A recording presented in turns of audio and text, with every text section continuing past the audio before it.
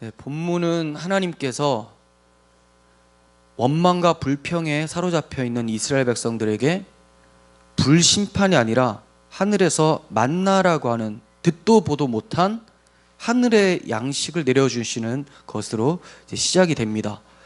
내려주시고 나서 하나님께서 그 양식을 어떻게 거두어야 되는지 방법을 알려주시고 계세요. 우리가 이 본문을 통해서 하나님께서 자기 백성에게 어떠한 신앙을 요구하시는지를 좀 살펴보고자 합니다. 만나를 거두는 방식, 만나를 어떻게 대하는가, 이런 본문을 통해서 신앙인의 자세가 어때야 되는지를 좀 살펴보고자 합니다. 그러니까 오늘은 좀 이스라엘 백성들의 관점에서 우리가 그 역사 속에 있었다고 가정하고 우리 삶 속에서 어떻게 적용해야 되는지를 좀 살펴보고자 해요.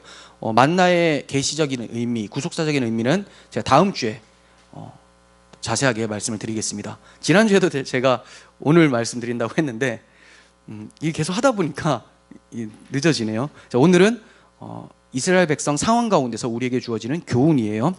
하나님께서는 이스라엘 백성에게 만나를 각 사람이 먹을 만큼만 거두라라고 말씀하시죠. 먹을 만큼만 거두라. 그런데 너희들 자발적으로 아무 때나 거두라라고 하지 않고 먹을 만큼이면 자기들이 알 거 아니에요. 근데 그렇게 하지 않으시고 하나님께서 한 오멜씩, 한 사람당 한 오멜씩 거두라고 해요. 한 오멜은 2리터라고 보시면 돼요. 그러니까 우리 2리터짜리 뭐 삼다수 물 이런 거 있죠. 그 통에 담는다라고 생각하시면 조금 더 그림이 그려지겠죠. 자세하게. 왜 하나님께서 이렇게 말씀하셨을까? 하나님께서 누구보다도 자기 백성을 잘 아시고 그들의 식사량도 아시는 분이에요. 그래서 한 오멜씩 걷는다면 너희들이 충분히 먹을 수 있을 것이다 라고 하면서 먹을 만큼만 거두라 라고 말씀하세요. 하나님께서 우리의 필요를 아신다는 것은 우리에게 위로가 참 되죠. 세상에 그 어떤 왕이 자기 백성의 필요를 모두 알 수 있겠습니까? 어떤 선한 왕이라도 자기 백성이 곳곳에서 어떻게 씨름하는지에 대해서 속속들이 알기는 어렵습니다. 그렇지만 우리 왕은 달라요. 우리의 왕은 우리를 지으신 분이고 우리를 구원하셔서 자기 백성 삼으신 분이고 우리의 식사량과 우리가 무엇을 좋아하고 무엇을 싫어하는지까지도 다 아시는 분이시라는 거예요. 이러한 하나님께서 우리의 왕이 되시기 때문에 우리는 삶 속에서 위로를 얻고 소망을 얻으며 살 수가 있는 거죠. 안정감 있는 나라, 안정감 있는 백성이 되는 거예요. 하나님께서는 우리의 필요를 아시고 매일매일 우리의 필요를 준비시켜 주시는 분이세요. 하나님께서 각 사람이 먹을 양을 거두기 위해서 한 오멜로 정하셨잖아요. 그런데 이것은 모든 사람들의 식사량이 한 오멜, 즉 2리터가 그들의 식사량이다라고 하는 건 아니에요. 생각해 보세요. 어른 같은 경우는 2리터 반을 먹을 수도 있겠죠. 아이 같은 경우는 1리터밖에 못 먹을 수도 있어요. 그런데 왜 하나님께서는 2리터, 한 오멜씩 거두라고 말씀을 하시는가? 이 걷는 것을 한 사람에게만 국한돼서 말씀하는 게 아니라는 거예요. 가족 공동체 단위로 거두라고 하는 거죠. 그러니까 예를 들어서 이제 가장이 나와서 가족 4명이면 이 4명의 양을 걷는 거죠. 그러니까 4오멜을 걷는 거예요. 8리터죠. 8리터를 걷어가는 거죠.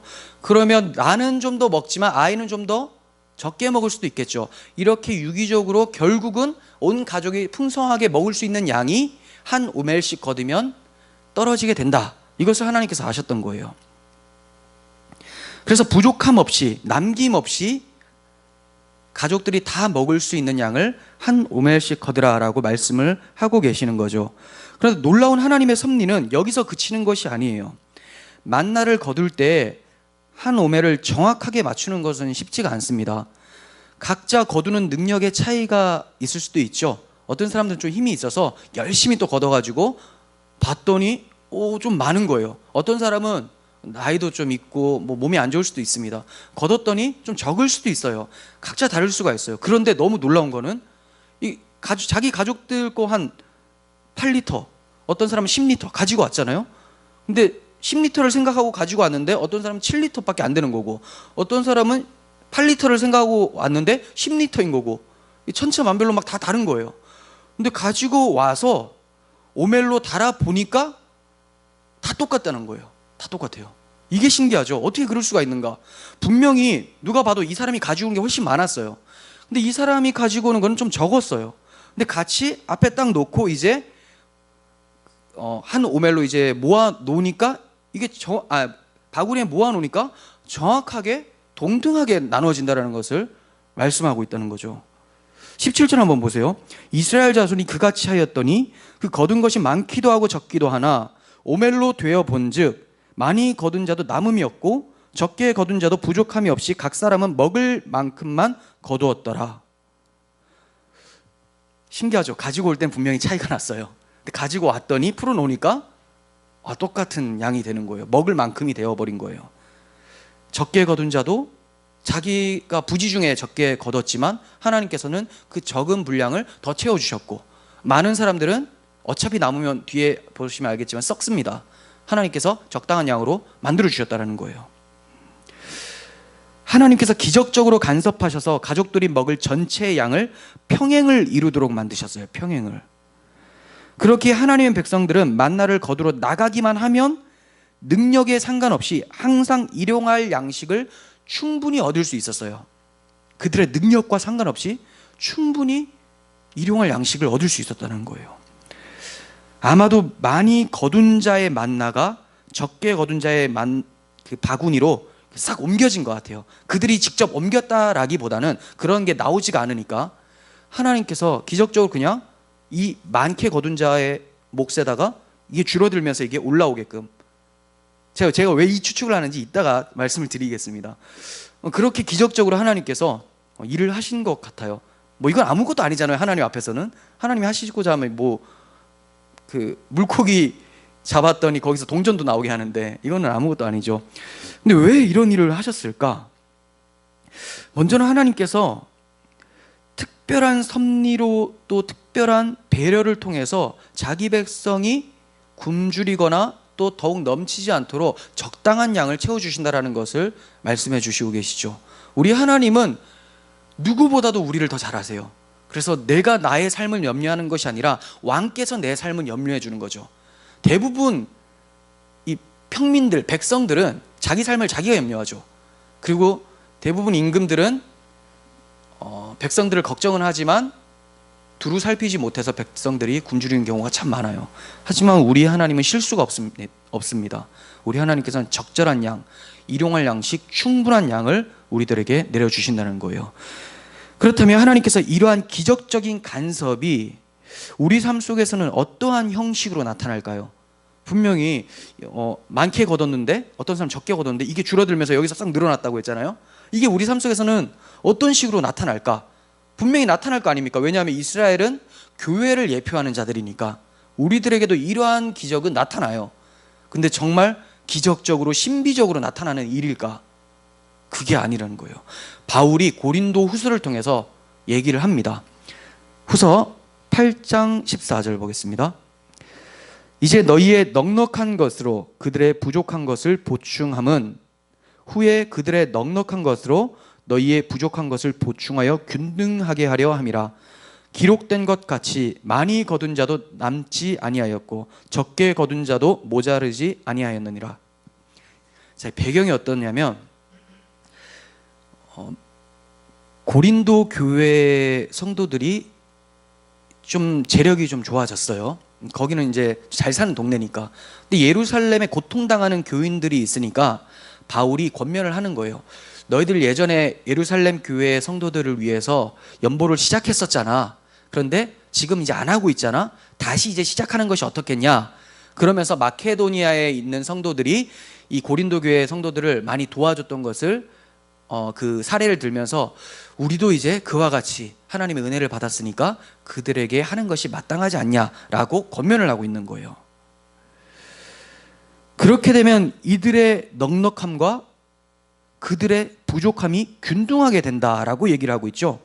너희의 넉넉한 것을 그들의 부족함을 보충해서 결국은 균등하게 하려는 것이다, 이렇게 얘기를 해요. 그러면서 오늘 본문의 말씀을 인용을 하고 있죠.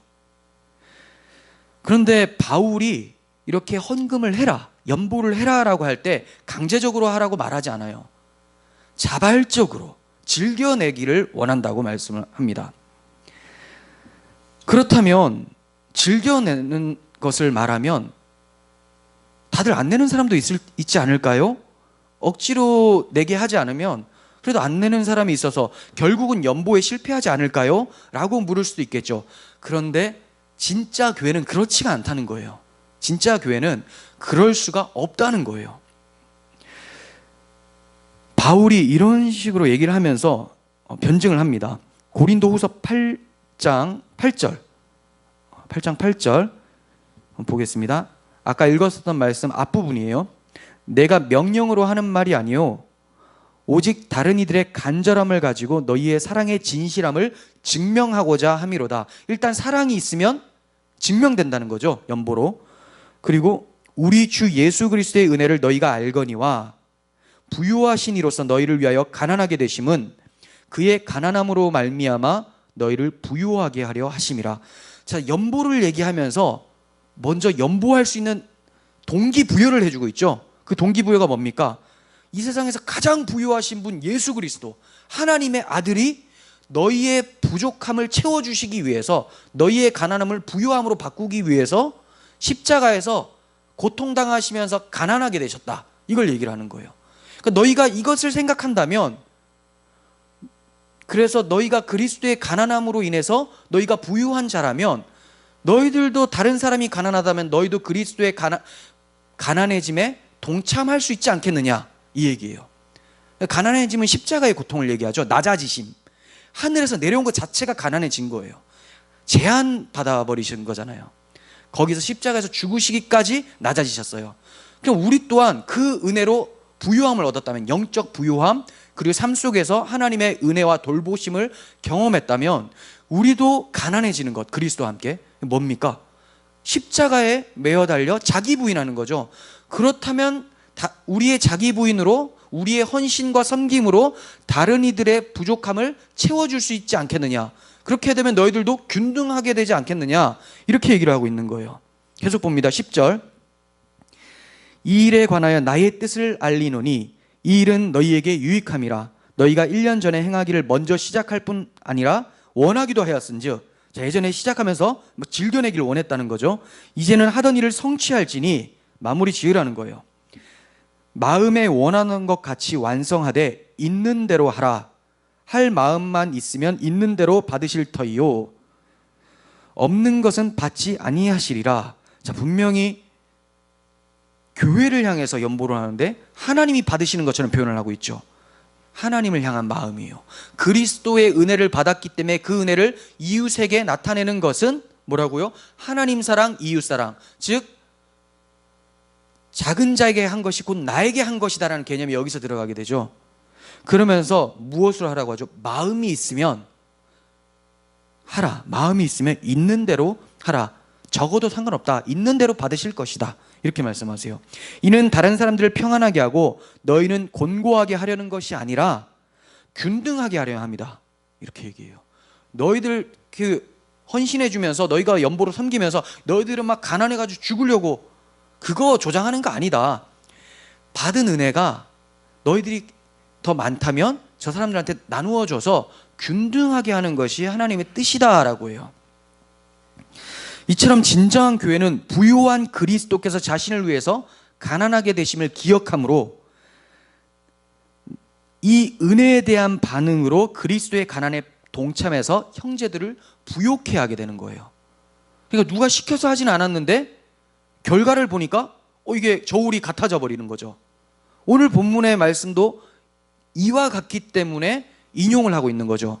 그래서 제가 아마도 부유한, 더 많이 거둔 자의 것이 적게 거둔 자의 바구니로 바뀌어지지 않았는가. 땅에 떨어져 있는 것이 다시 이렇게 옮겨진 것이 아니라 쓱 이렇게 바뀌어간 것이 아닌가, 이렇게 표현을 한 거예요. 오늘 본문에서 만나를 균등하게 만든 하나님의 기적적인 섭리는 교회 안에서 빈번히 발생되어야 되는 것이 마땅하죠. 왜냐하면 아까도 얘기했지만 그리스도의 가난함으로 우리가 부유하게 되었다면 당연히 우리 또한 가난하게 되어야 됨이 마땅하지 않냐. 마땅하니까 우리 또한 이러한 기적적인 섭리가 나타나야 되는 거예요. 구약의 하나님과 신약의 하나님이 한 분이기 때문에 반드시 나타날 수밖에 없습니다. 이스라엘 백성들에게 그러한 기적이 나타났다면 신약의 교회 가운데도 이러한 기적은 나타나야 돼요. 그런데 오늘날 교회는 이러한 모습이 좀처럼 보이지가 않습니다. 초대교회와 지금의 교회를 한번 비교해 보십시오. 지금의 교회는 내는 데에 돕는 데 인색하죠. 초대교회는 달랐어요. 사도행전 2장 44절, 믿는 사람이 다 함께 있어. 자, 일단 전제가 믿는 사람이죠. 아무나 할 수 있는 게 아니에요. 이거 중요합니다. 기억하세요. 왜냐하면 이따가 아무나 하려고 시도하는 것에 대해서 말씀을 드릴 거니까. 믿는 사람이 함께 있기 때문에 모든 물건을 서로 통용하고 재산과 소유를 팔아 각 사람의 필요를 따라 나눠주며 날마다 마음을 같이하여 성전에 모이기를 힘쓰고 집에서 떡을 떼며 기쁨과 순전한 마음으로 음식을 먹고 하나님을 찬미하며 또 온 백성에게 칭송을 받으니 주께서 구원받는 사람을 날마다 더하게 하시니라. 정말 아름다운 모습이죠. 딱 이 모습은 어떤 모습일까요? 완성된 천국의 모습을 그대로 반영한 모습이 바로 초대교회의 모습이에요. 한시적이었죠. 계속 이렇게 갔으면 좋겠는데 하나님께서 반짝 한시적으로 강력하게 보여주셨어요. 왜 이런 모습이 나타났습니까? 성령 때문에 그렇죠. 성령이 임하니까 이렇게 되더라. 성령 충만하면 항상 이 모습이 나타나요. 근데 우리가 항상 충만하지 않기 때문에 굴곡이 있는 거죠. 오늘날 교회가 이러한 모습이 왜 안 나타날까요? 성령의 충만함이 없기 때문에. 성령의 충만함이 없는 정도가 아니라 성령의 역사 자체가, 성령의 임재 자체가 있어 본 적이 없기 때문에 그럴 수도 있다는 거죠. 이건 조심스럽게 말하는 거지만 너무 위험한 발언이죠. 성령이 교회에 없을 수도 있다. 왜 그런가? 한번 보세요. 다 그런 게 아니라 이런 교회가 있을 수도 있다는 거예요. 사도행전 2장 38절, 베드로가 이르되 너희가 회개하여 각각 예수 그리스도의 이름으로 세례를 받고 죄사함을 받으라. 그리하면 성령의 선물을 받으리니. 성령을 받으리니, 성령의 선물을 받으리니 상관없습니다. 성령의 선물을 받는다고 하면 믿음을 받는 것이고, 성령을 받는다고 하면 인격적인 주님이 오시는 거니까 어차피 똑같아요. 보세요. 왜 성령 충만함이 없냐? 왜 성령이 임재하지 않을 수 있다? 제가 왜 이렇게 얘기했을까요? 교회 강단에 죄를 말하지를 않아요. 죄가 무엇인지. 분명히 너희가 회개하여라고 했죠.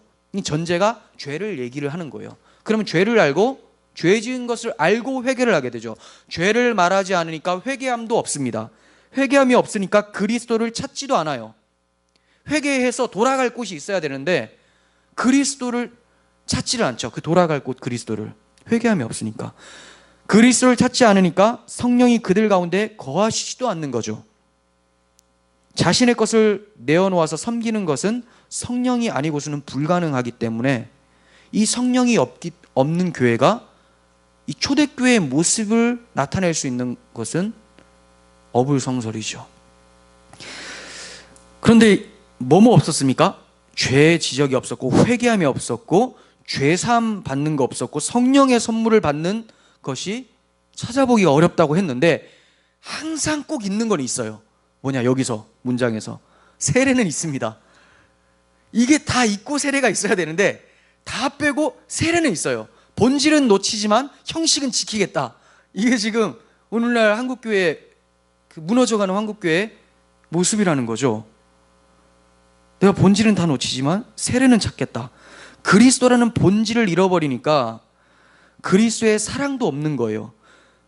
결국 자신의 욕망을 위해서 부를 축적을 합니다. 가난한 형제에 관심이 없습니다. 오히려 자신이 가진 부를 통해서 지위를 얻고 가난한 형제들 위에 군림하려고 합니다. 무엇으로 하나님의 은혜가 편만하게 전해집니까? 성령께서 우리 부유함을 위해 가난하게 되신 그리스도를 마음에 두심으로, 성령께서 우리를 위해 가난하게 되신 그리스도를 마음에 두심으로 하나님의 은혜가 편만하게 전해지는 것이죠. 그런데 그리스도도 모르고 성령의 충만함도 없다면 어떻게 이 초대교회의 모습, 하나님께서 기적적으로 만나를 동일케 만드는 역사가 일어날 수 있겠습니까? 우리 마음에서 그러한 열망이 없는데.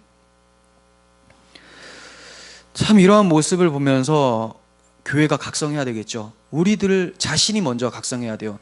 나에게 과연 죄사함이 무엇인지, 그리스도를 도피처로 삼고 그리스도께로 나아가고 있는지, 성령의 충만함을 간절히 바라고 있는지, 나 혼자는 이러한 모습을 절대로 나타낼 수 없다는 것을 인정하고 하나님께 향하고 있는지, 이런 모습이 있는지를 살펴봤으면 좋겠어요. 이러한 초대교회의 나눔과 섬김을 보면서 사회주의, 공산주의를 떠올리는 사람이 있을 거예요. 그쵸? 아까 나누고 통용하고 하니까 공산주의처럼 보이잖아요. 나눈다, 공산한다, 나누어서 분배, 공동 분배죠. 지금 왜 이러한 모습이 나타나는가? 정말로 본문이 이것을 얘기를 하고 있는 것인가? 이건 완벽한 오해죠. 완벽한 오해. 사회주의는 성경의 왜곡으로 인해서 생겨난 이념이에요. 사유재산을 없애고 균등 분배를 사회 구조로 만들면 공산의 결과로 인해서 가난한 사람이 없어지고 더 열심히 일하게 될 거라고 얘기를 하는 거죠. 그 결과 사람들은 다 열심히 일하지 않게 되었고 다 함께 못 사는 결과가 이루어지게 됐죠. 다 함께 잘 살고 다 열심히 일하게 된다라는 취지로 했는데 막 분배를 해버리고 아무리 열심히 일해도 뭐 똑같이 나눠 가져야 돼 라고 하니까 사람들이 점점 게을러지는 거예요.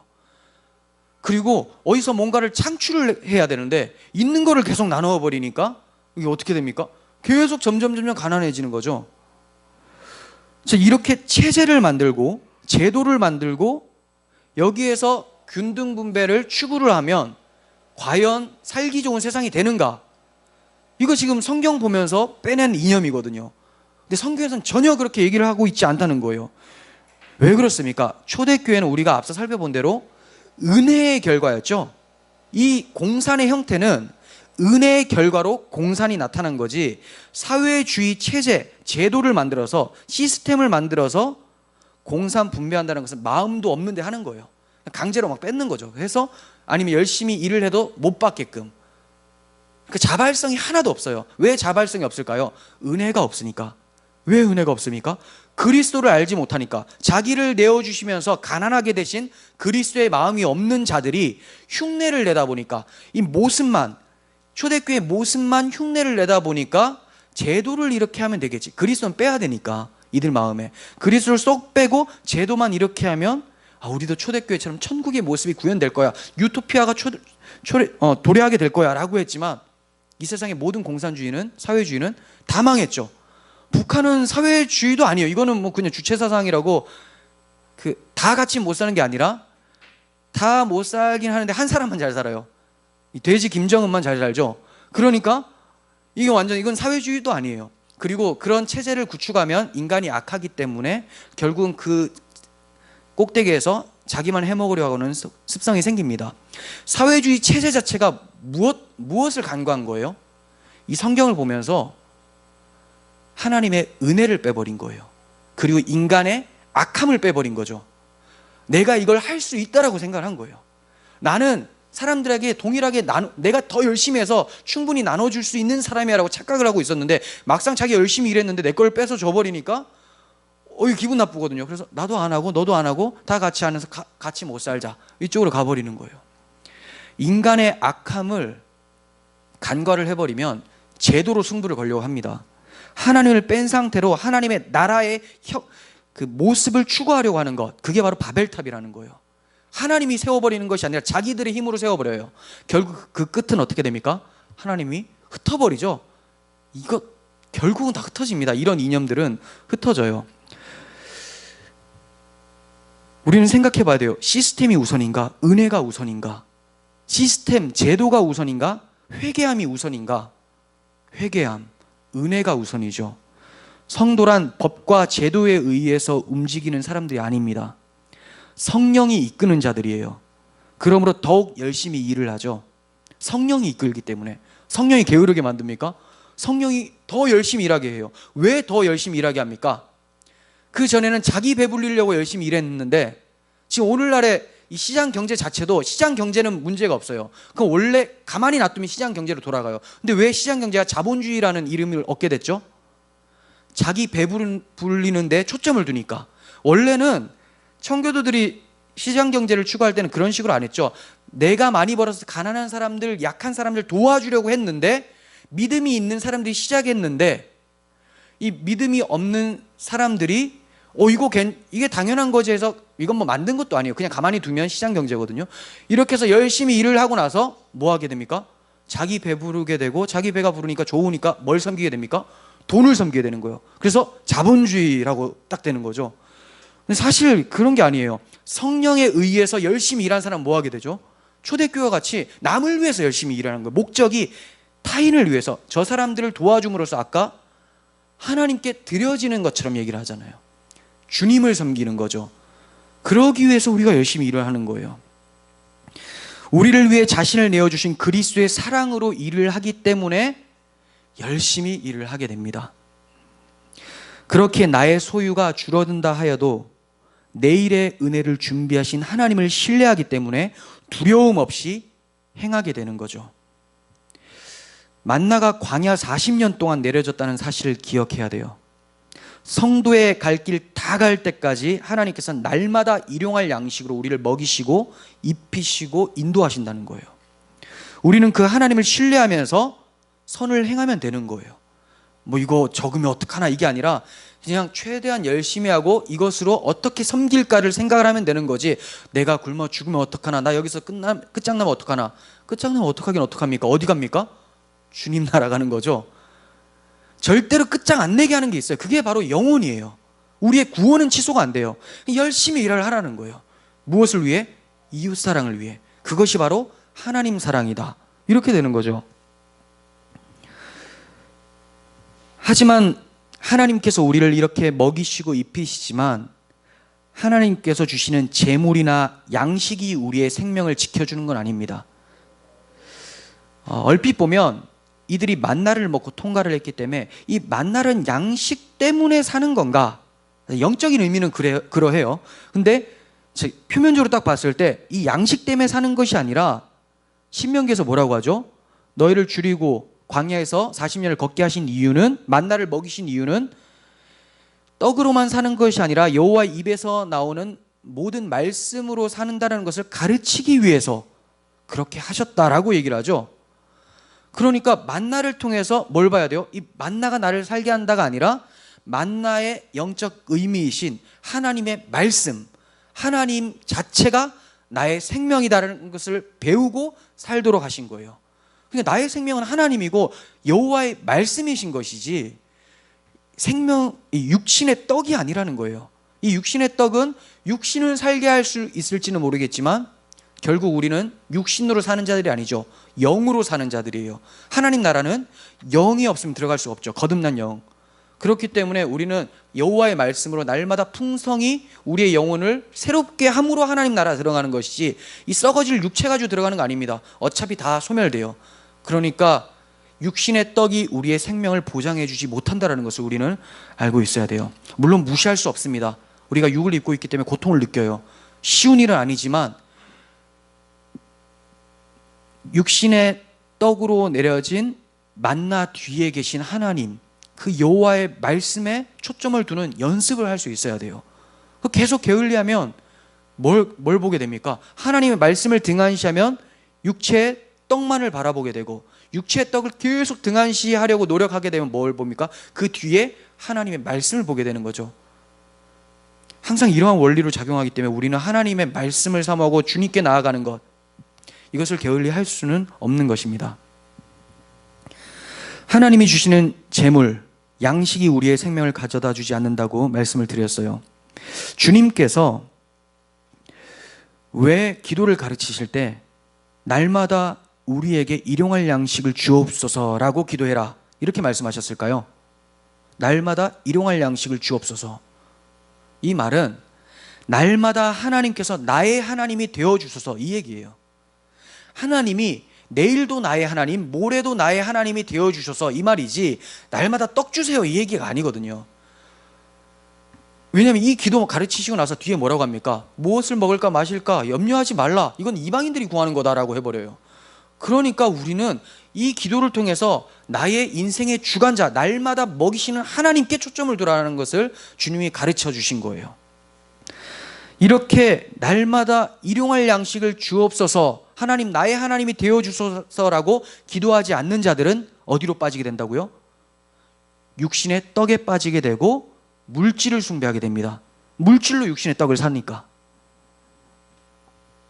그래서 주님이 주기도문을 가르치신 후에 조심하라고 뭐라고 얘기하십니까? 하나님과 재물을 겸하여 섬길 수 없다라고 뒤에 붙여서 말씀하세요. 주님은 산상수훈의 병행 말씀인 누가복음의 평지설교에서 이렇게 말씀하십니다. 같은 이제 내용이 전개되는데 누가복음 12장 13절 한번 찾아볼게요. 누가복음 12장 13절. 네, 좀 많이 살펴볼 거예요. 누가복음 12장 13절.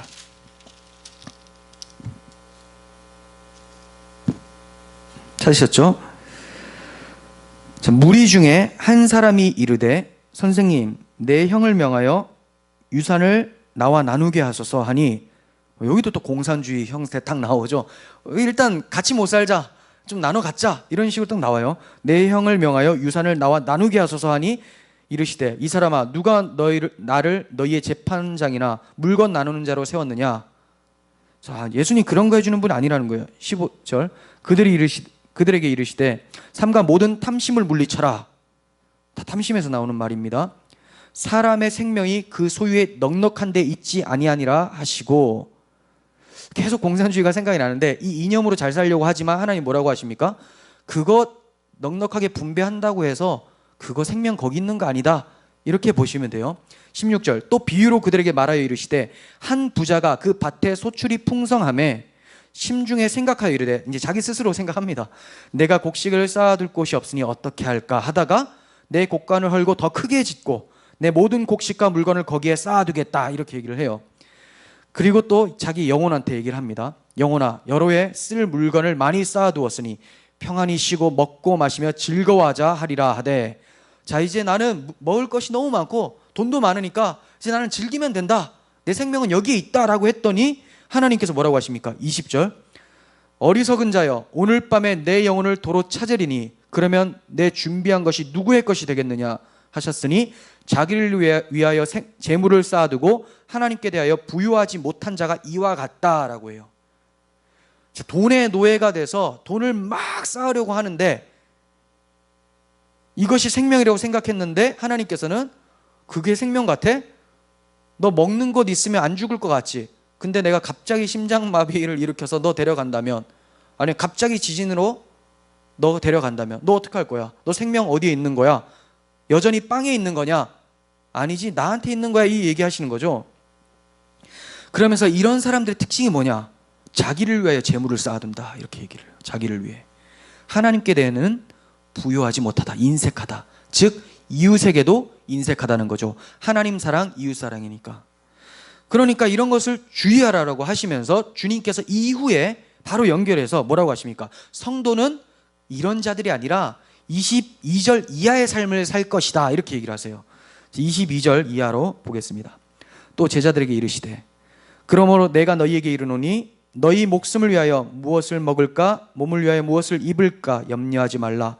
목숨이 음식보다 중하고 몸이 의복보다 중하니라. 까마귀를 생각하라. 심지도 아니하고 거두지도 아니하며 골방도 없고 창고도 없으되 하나님이 기르시나니 너희는 새보다 얼마나 더 귀하냐. 또 너희 중에 누가 염려함으로 그 키를 한 자라도 더할 수 있느냐. 29절 너희는 무엇을 먹을까 마실까 구하지 말며 근심하지도 말라. 근심하지도 말라. 하지 말라 했는데 하면 어떻게 됩니까? 죄죠. 우리는 날마다 죄를 짓고 있는 거예요. 근심하지도 말라. 이 모든 것은 세상의 백성들이 구하는 것이다. 너희 아버지께서는 이러한 것이 너희에게 있어야 할 것을 아시느니라. 다만 너희는 그의 나라를 구하라. 그리하면 이런 것들을 너희에게 더하시리라. 여기서 그의 나라를 뜬금없이 그냥 추상적으로 생각하시면 안 돼요. 그의 나라는 그리스도죠. 그리스도를 위해서 구한다라는 말은 이웃사랑을 위해서 구하고 이웃사랑을 위해서 나눠주라는 말이에요. 그게 그의 나라를 위해서 산다는 거죠. 이것이 성도의 모습이에요. 계속 봅니다. 몇 절까지 읽었죠? 30. 네, 2절 읽을 차례죠. 적은 무리여 무서워 말라. 너희 아버지께서 그 나라를 너희에게 주시기를 기뻐하시느니라. 너희 소유를 팔아 구제하여, 이게 나오죠. 그의 나라를 구하라는 의미를 이제 구체적으로 얘기하십니다. 너희 소유를 팔아 구제하여 낡아지지 아니하는 배낭을 만들라. 이게 천국의 상급을 얘기해요. 천국의 보물. 곧 하늘에 둔 바 다함이 없는 보물이니, 그리스도죠. 그리스도가 곧 그리스도의 생명을 무엇으로 받습니까? 이웃 사랑을 통해 받는다는 거예요. 거기는 도둑도 가까이 하는 일이 없고 좀도 먹는 일이 없느니라. 너희 보물이 있는 곳에 너희 마음도 있느니라. 이웃을 사랑하는 것이 하나님을 사랑하는 것. 그러니까 너희가 구제의 마음이 있는가, 아니면 네 배 채우려고 하는데 마음이 있는가, 거기에 따라서 네 보물이 하늘에 있는지 땅에 있는지, 배, 육신의 배를 채우는지. 이웃은 땅에 있다 하더라도 이웃은 땅이 아니죠. 왜냐하면 이웃을 통해 하나님을 섬기기 때문에 하늘에 있는 것. 이렇게 얘기를 하고 계시는 거예요. 우리들의 마음은 어디 있습니까? 우리들의 마음이 하나님께 있다면 구제하기를 기뻐할 것이고, 그로 인해서 하늘의 보물이신 그리스도를 쌓고 있는 거죠. 우리들의 마음이 재물에 빼앗기지 않기를 간절히 소원합니다. 하나님께서는 이것을 훈련시키시려고 이스라엘을 광야 길을 걷게 하신 거예요. 40년을 먹이신 것이 여호와의 입에서 나오는 모든 말씀으로 산다는 것을 알려주시기 위해서 훈련을 시켰다는 거예요. 지금 내게 주어진 것들이 부족한 것 같아 보여도 부족한 게 아닙니다. 그것은 내가 먹을 만큼의 양인 하나님이 준비하신 한 오멜이라는 거예요. 한 오멜. 나는 이거보다 더 많아야 될 것 같아요. 그런데 더 많이 챙겨봤자 하나님이 썩게 만들어버려요. 어차피 다른 사람들에게 나누어주게 만들어버립니다. 내가 나누어주지 않는다. 그렇다면 하나님께서 다른 데로 빠져나가게 하고 그 사람들은 다른 데서 얻어지게 하죠. 어쨌든 하나님께서는 예전에 말씀드렸지만 한 사람을 천국까지 인도하실 때 양육하는 비용을 준비하셨어요. 그 안에서 돌리는 거예요. 그 안에서. 그러니까 내가 더 열심히 번다고 해서 하나님의 계획에 더 플러스가 되는 것도 아니고, 내가 많이 나눠준다고 해서 내가 원래 하나님께 양육받는 그 비용이 더 줄어드는 것도 아니에요. 그냥 하나님의 섭리 가운데서 뺄 때 빼고 더할 때 더하시고 막 하시는 겁니다. 가지고 왔더니 갑자기 많았던 것이 줄어들고 어떤 사람 늘어나고 이런 것처럼, 이걸 우리가 자발적으로 하지 않으면 하나님께서 강제적으로 우리 삶 속에서도 하실 수 있다는 거예요. 내가 먹을 만큼의 양을 하나님께서 항상 주시다는 것을 기억한다면 우리는 만족하고 감사할 수밖에 없겠죠. 나보다 내 인생을 더 잘하시는 하나님이 실수하시겠습니까? 그것을 믿고 우리는 걸어가는 거예요. 계속 봅니다. 19절입니다. 모세가 그들에게 이르기를 아무든지 아침까지 그것을 남겨두지 말라 하였으나 그들이 모세에게 순종하지 아니하고 더러는 아침까지 두었더니 벌레가 생기고 냄새가 난지라 모세가 그들에게 노하니라. 그러니까 성도가 내일을 염려해서 재물을 쌓는다 해도 그것이 내일의 양식이 될 수가 없다라는 것을 말씀하는 거죠. 내가 많이 쌓는다. 그러면 이걸로 내일 먹을 수 있겠지. 이거 내 착각이라는 거예요. 그걸로 사는 거 아니에요. 하나님의 말씀으로 살고 하나님께서 주시는 생명으로 사는 거지, 먹어서 사는 게 아니라는 거죠. 하나님께서 살게 하기 위해서 먹이는 거지 내가 벌었기 때문에 사는 게 아니라는 거예요. 오히려 그런 식으로 이 재물, 지금 벌어놓은 재물로 내가 다음 날을 준비하겠다. 제가 저축을 하지 말라는 게 아니에요. 내 욕망을 극대화시키기 위해서, 충족시키기 위해서 재물 쌓는 그 노력을 얘기를 하는 거예요. 이렇게 해서 내 생명을 보존하려고 하는 그 시도를 한다면 이게 뭐냐? 벌레요, 썩는 냄새라는 거예요. 이게 나한테 그렇게 작용해요. 지금 이 하나님께서 주신 재물이 굉장히 귀하게 받았어요. 근데 이것을 우상 삼아서 요거 가지고 있으면 이제 오래 살겠지 라고 한다면 이것이 내 영혼에 벌레가 되고 썩어지는 냄새가 된다는 것을 기억해야 된다는 거예요. 하나님의 말씀이 떠난 상태에서는 어떤 것을 힘으로 삼는다 할지라도 그것은 벌레고 냄새일 뿐입니다. 그게 바로 우상숭배예요. 매일 일용할 양식으로 우리를 돌보시며 광야를 통과하게 하시는 하나님을 우리가 바라보면서 하루하루 열심히 살아가야 되는 겁니다. 그리고 주어진 은혜에 감사하면서 이웃에게 베풀고 섬길 수 있는 넉넉한 마음으로 살아갔으면 좋겠어요. 하나님께서 성령으로 우리들의 삶을 통치하셔서 그리스도의 마음으로 섬기게 하시고 또 그리스도의 마음으로 이웃들을 세워주는 하나님의 백성들로 성장시켜 가시기를 간절히 소원합니다. 기도하겠습니다. 거룩하신 주님, 우리는 하나님의 은혜가 아니면 이내 나의 배를 위해, 내 육신의 욕망을 위해 하나님께서 주신 것들을 사용하려고 합니다. 하나님, 우리의 이러한 모습들 너무나 추악하고 냄새나고 벌레 같은 모습인데 주님께서 이러한 모습을 벌레고 냄새라는 것을 보게 하시고 그런 영적인 눈이 열리게 하여 주시고 우리를 위해 부유하신 분이 가난하게 되셔서 우리의 생명으로 삼아주신 그리스도를 생각하면서 이웃을 향해서도 우리 또한 그리스도와 같이 낮아짐의 자세를 취할 수 있도록 도와주시옵소서. 그래서 하나님의 교회가 서로 돕고 부족한 것이 없고 서로 섬기는 것이 자연스러운 하나님의 나라의 모습을 회복할 수 있도록 도와주시옵소서. 예수님의 이름으로 기도합니다. 아멘.